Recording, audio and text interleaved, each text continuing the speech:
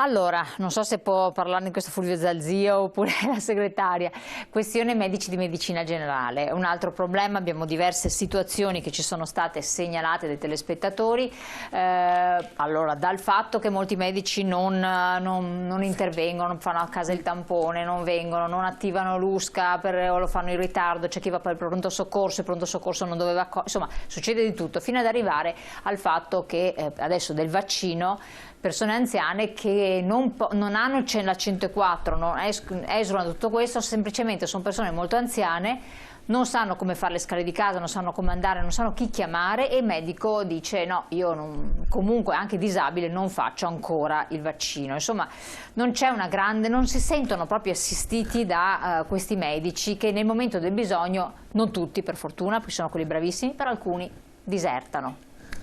Beh sì, effettivamente ancora non c'è chiarezza rispetto al ruolo e all'attivazione della cioè uno non sa qual è il proprio diritto, forse, certo, questo. All'attivazione delle vaccinazioni da parte dei medici di medicina generale. Ora per fortuna è stato sottoscritto un accordo qualche giorno fa in Regione sia per i medici di medicina generale che vogliono aderire e che potranno effettuare le vaccinazioni nei loro studi o recarsi presso i centri vaccinali oppure andare presso il domicilio dei propri pazienti. E questa è la questione calda. E questa è la questione che più è sentita.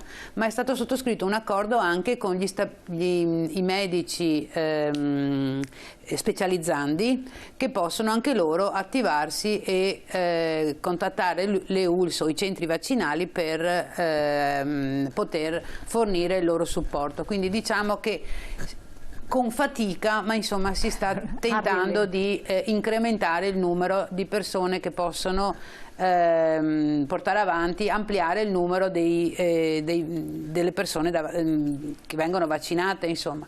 Quindi insomma, non è semplice, da qualche giorno appunto c'è questa ulteriore possibilità. Fulvio D'Azio. Sì, non è che però se un medico di medicina di base si dichiara disponibile e quello del paese limitrofo non si dichiara disponibile, uno si vaccina a domicilio e l'altro no. Bisogna trovare gli strumenti chiari, organizzativi.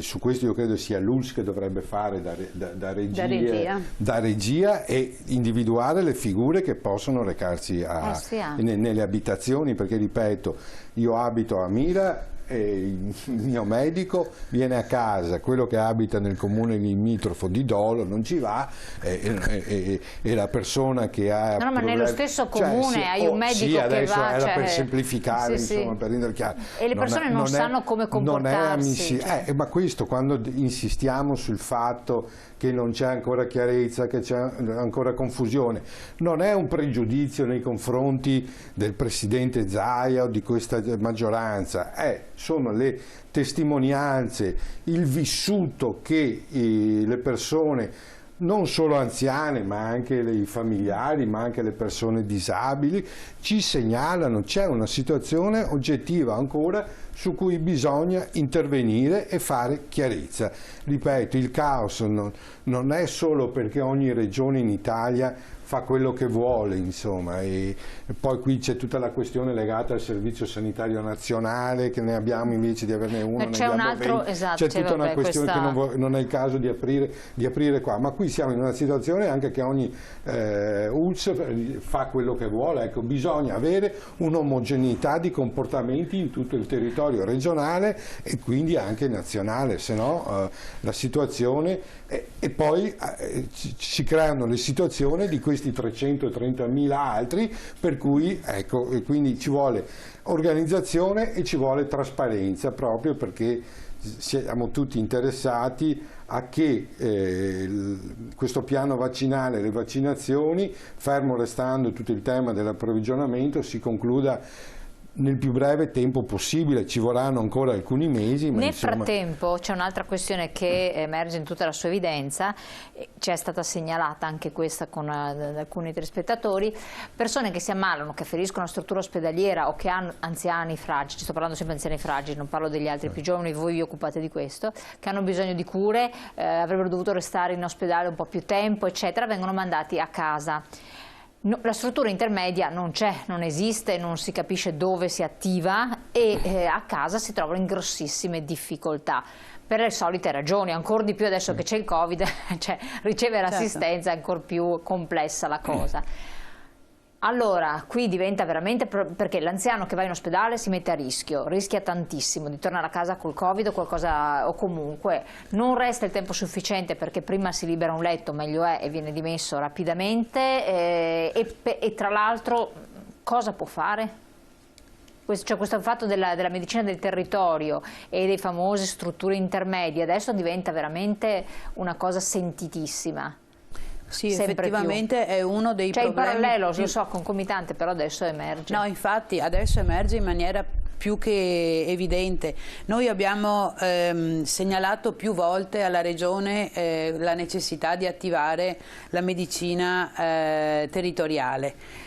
Purtroppo arranca un po' perché il personale ancora non è sufficiente, quello che mancano attualmente c'è un sottoorganico pazzesco e per cui adesso è impegnato rispetto all'attività che c'è e non può essere, come dire, distratto per altre attività, però è un tema caldo, è un tema che noi segnaliamo costantemente negli incontri che abbiamo con l'assessore alla Regione, per cui confidiamo che insomma rispetto a questo tema ci sia una presa di posizione importante per sopperire a questa gravissima carenza, perché si sente, si percepisce. Assolutamente sì. E soprattutto si potrebbero diminuire i ricoveri attivando in maniera organica la medicina territoriale. Efficiente, assolutamente. Il tempo è volato.